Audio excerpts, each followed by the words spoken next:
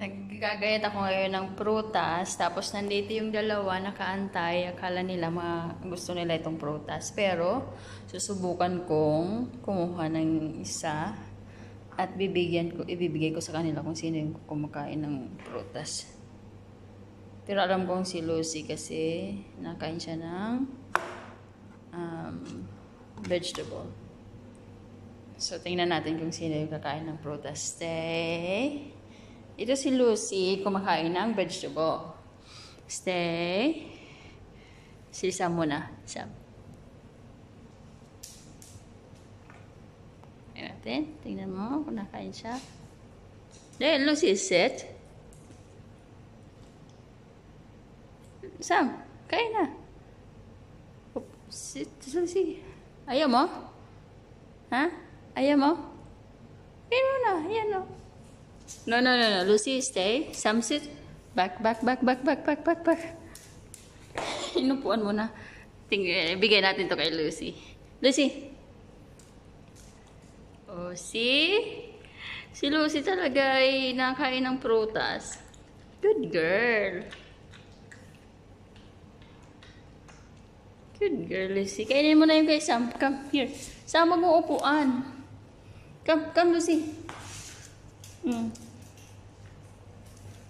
Sige, Sam, kainin mo na, Lucy. Good girl, diba? Yung aso kumakain ng fruits. Ito hindi. Ay, gusto lang meat. Wala na. So, good job, Lucy. Good boy, Sam. Wala na. Yan lang. Subukan naman natin yung grapes kung kakain si Lucy or si Sam. Hey, Lux. Stay. Sam, sit. Lucy, sit. No, wait lang. Okay, bigyan muna natin kay Sam. Kasi si Lucy lagi kinakain. Ay, nakain mo? Ay, hindi. Hindi niya kinain. Ayaw niya talaga ng prutas. Ano naman ito? Eat.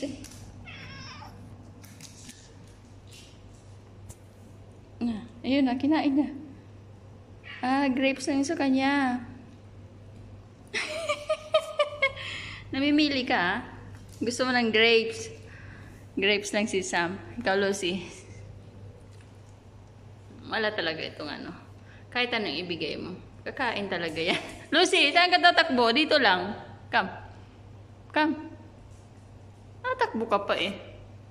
Hindi naman niya naagawin. Sa'yo lang yan. Tapos na si Sam. Tapos na.